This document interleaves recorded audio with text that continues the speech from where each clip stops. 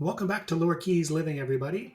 And I'm going to be narrating this video because we're going to spend almost this entire video underwater. So first thing, I pulled up to this patch reef, and I wasn't going to show you this reef until right after mini season because this was going to be my go-to spot, first place I hit on opening day of mini season. It's a place that I was thought for sure I'd get my fill and quota of lobster in 10-15 minutes time, kind of film it, put it together, and show you. But before I get into that, anytime I go to these patch reefs, I always try and drop my anchor in nice sandy spots where I'm not damaging either hard corals or any of the soft corals that are around, whether they're fan corals or plume corals, any of the hard star or brain corals that are out here. So always try and get a grassy sandy spot. So just confirming that here, everything looks good. There's no wind, no current, and nothing that I'm worried about damaging the spot on my anchor. So the reason I'm showing you this now, you can see a little bit of purple, some yellowish coral here. Unfortunately, this whole reef was bright, bright colors. It was incredible just a few short months ago. Our hot air temperatures have raised our water temperatures. Normally, we're in the upper 80s water temperature. We are close to the mid 90s water temperature. And up and down the Florida Keys, these shallow water reefs are getting bleached out. So I will go through, I'll try to identify the corals, explain a little bit what's happening to the best of my knowledge, share that with you. Some things may not be 100% accurate, but try to look up and research just as much as I could for this video. So first thing I'll show you, I'll explain why this is such a great lobster spot and why I'm so excited for mini season here is all of these ledges, these big coral heads grow like mushrooms, lots of space underneath them. And last time I was out here, it was loaded with big lobsters. Easily could have gotten my quota quickly and left plenty of lobsters for other folks to come along. But all of these were just completely empty. The entire time we were out here, we saw one tiny little lobster far below keeper size, and that was it. No other lobsters. So normally these corals, the brain corals typically out here are a gold and yellowish color when they're healthy.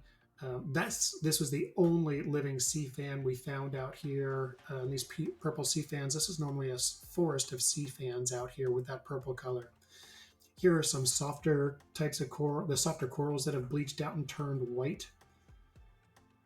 These sea plumes are normally a light purple color out here, and you can say they've lost all their color. They have just turned white. Again, there's a brain coral that is bleached out. That should be a golden yellow color.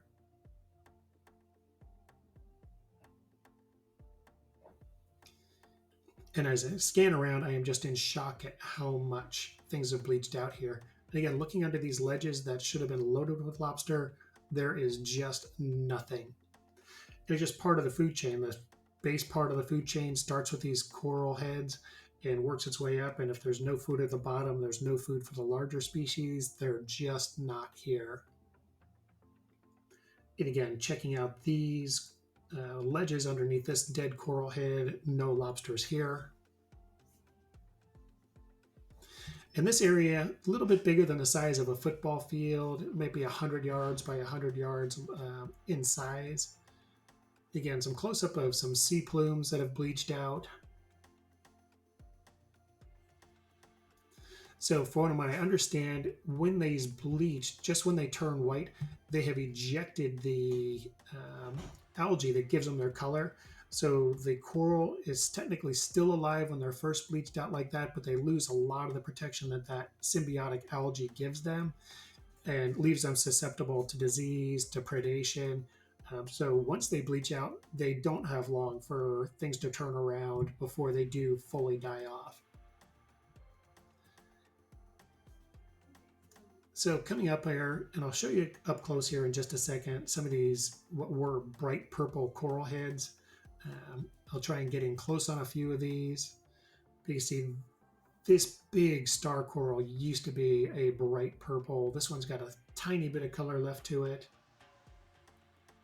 And then over here, you get an idea of how bright the purples were, but this is a coral head that is in the process of bleaching out. That's a beautiful brain coral that has bleached out.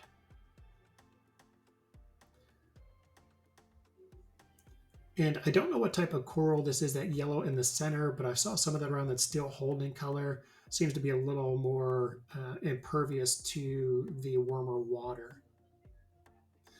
Again, there's another giant star coral that used to be purple. Here's an up close still of these star corals. And this one is in the process of bleaching out, but just imagine all these huge coral heads, that bright, vibrant purple, and how beautiful this place was.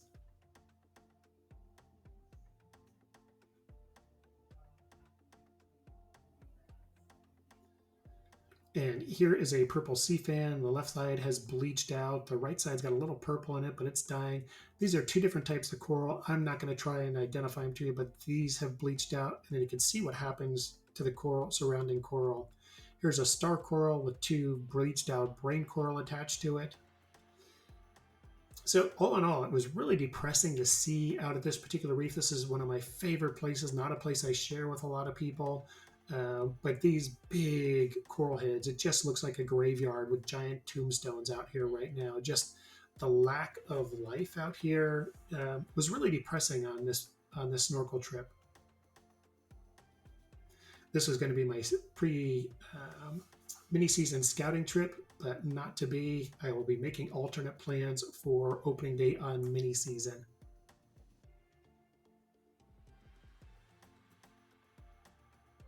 So here's where that patch reef is located. It's about 1.5, 2 miles off of Sammy Creek Landing. Nice, easy paddle out. It's that big circular spot down in the bottom right-hand corner. The good news is Washerwoman Shoals, this massive area, has dozens of little patch reefs that are all very vibrant. Middle Sambo, Pelican Shoals, Maryland Shoals, I've scouted all those. They are looking really healthy. So don't be discouraged by this, but just sharing with you what's happening. And we will see you again soon on Lower Keys Living.